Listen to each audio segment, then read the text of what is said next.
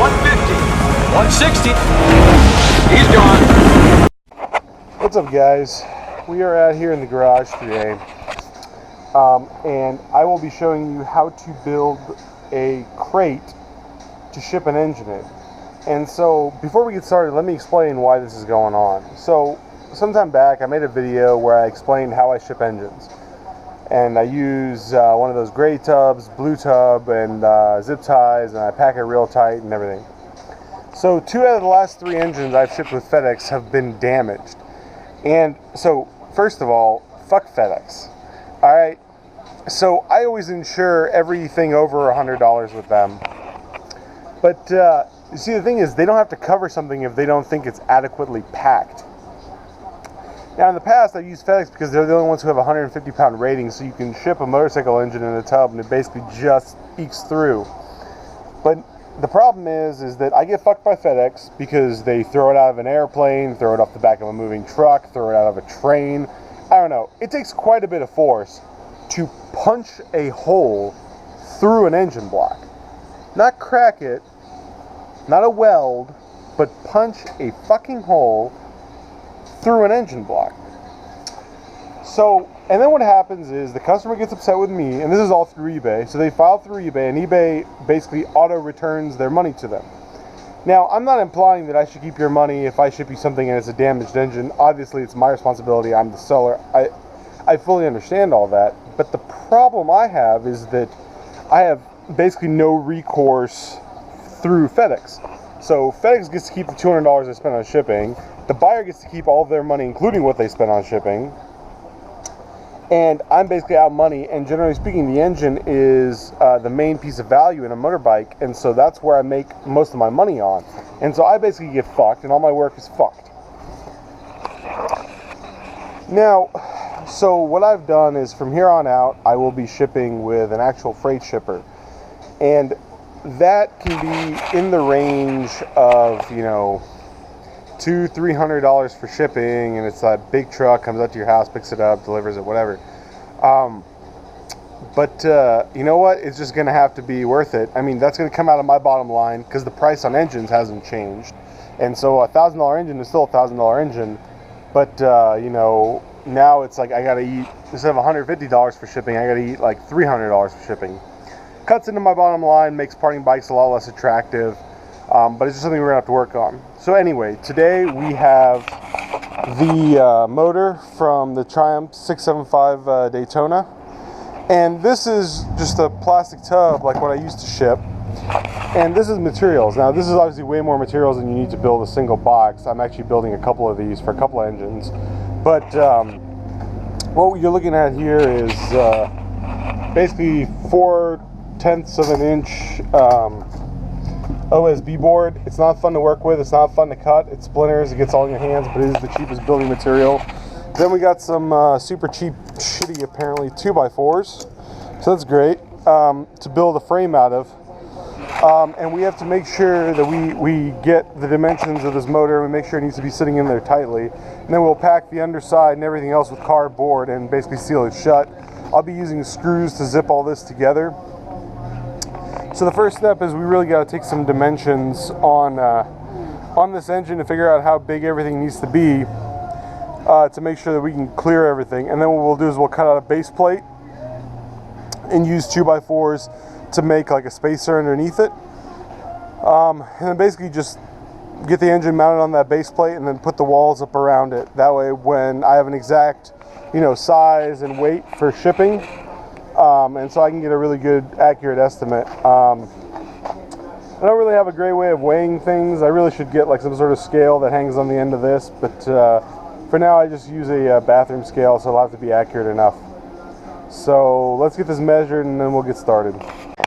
So the dimensions on this engine is 26 inches long, including the exhaust that we're keeping on there. 19 inches wide, 27 inches tall. These two dimensions are going to be the same for an inline 4. Inline 4 is going to be a little wider. So I would say that if you want a good estimate, you're looking at about 26 by 26 by 26 is kind of the volume of a generic 4-cylinder sports bike engine. So what we're going to do is, since it's 26 inches long, is the actual engine. So what we're going to do is we're actually going to make our base, which is this. We're actually going to add, what, 4, 6, 3. We're actually just, we're just going to go ahead and make this 36 inches long, because we can pack it with cardboard and stuff in the middle if we need to. And for width, we're going to make it 24. So just to use standard sizes to make it easier to ship. Because remember, in freight shipping, all this kind of stuff matters. So our base is going to be 24 wide, 36 long, and our engine is going to basically mount like that, right in there. And that gives us space to put 2x4s here in the corners to support the sides and roof structure, and basically get the engine secured into place. So what we got to do is cut out this base plate first, and then get some 2x4s along the bottom. And what I was talking about there is we're going to basically have, this is a side view of the OSB, and what we're going to do is we're going to do 2x4, 2x4, 2x4, running the width at 24 inches, just so that you can get a pallet jack underneath it. It makes it easier to lift with straps and a hoist and stuff. So again, that's just kind of commercial shipping stuff. You don't have to do it, but it's going to make your job a little bit easier.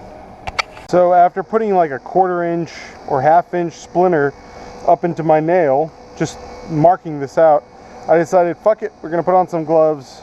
OSB is not real fun stuff, so you usually want to be wearing gloves and goggles.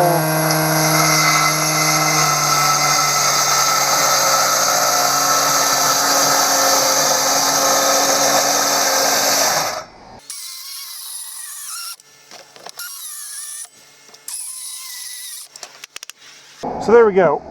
That's our base plate, and you can see we got quite a bit of space in every direction. Obviously the motor's a little off center because the magneto sticks out a little bit further.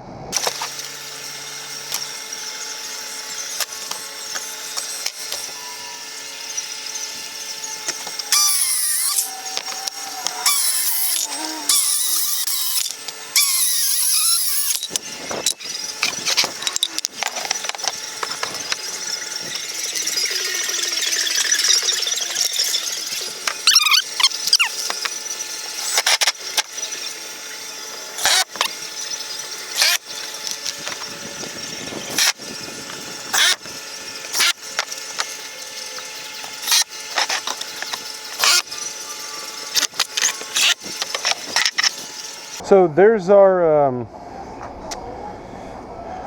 base, and so what we're going to do now is we're going to lower the motor down onto it and basically figure out how we're going to get the motor attached to this guy right here. The problem is, ideally you want to use actual mounting holes, but sometimes it can be really hard to get, you know, a 2x4 or something attached to this, then screwed into the deck. So sometimes you just have to put it in places where it's going to press up against the motor and just kind of hold it in place like that. So let's get that attached. And then basically once that's attached, you just cut out the appropriate length side panels and stabilizers, and then you just box it up like you would make a normal box. So I'll show you guys that too. So this is where we're at basically. It's looking like if I tuck all this stuff in, 24 inches is the perfect height. So what we're actually going to do is this guy is on here, and it's just going to help add rigidity. What's going to happen is eventually a second 24 by 36 inch sheet is going to go down here. It's going to have corner supports, and it's also going to have screws into each of these 2x4s. So they'll be screwed top to bottom. There's nowhere for the engine to move. And then as we're doing all that, what I'm going to do is I'm going to pack the outside of this with as much cardboard and packing material as I can find, and I have tons of it, just to make sure that even if the engine does shift a little bit inside, it's not going to damage anything. But I think at this point, this is actually pretty solid, and we should be able to remove this guy. So there you go, there it is with the top on. And so what we're going to do is, now that we have some structure, we're going to put the sides on. And then we'll actually probably just take the top off, stuff a bunch of cardboard and shit in there, and then put the top back on, because now that I got the holes, I know exactly where the inside pieces are, so that'll make it easier. So out of my remaining piece, I was able to cut two sides, the two long sides. We'll use some of that. So it turns out that if we took that 12-inch strip that was left over, it was 8 feet long, and so it actually, two pieces on each side. Perfect. So we only used one sheet of wood, which was $9, 3 2x4s, which were $2 each, so it's about 50 bucks. So this actually costs about the same. The difference is that this is super sturdy and weighs at least 200 pounds with the motor. So, but I guarantee you that will get there without any problems. And we stuffed cardboard in on both sides, so we're all packed with cardboard and stuff in there, but that's just not moving. So the last thing that's left is spray paint this to make sure everybody knows which way is up, and then I think that's it. So total time, it took me about an hour, maybe a little bit more, maybe an hour and 20 minutes, but I'm really happy with the final product. I think this is how we're going to ship all of my engines from here on out, and just freight them. So that's it, guys. Thanks.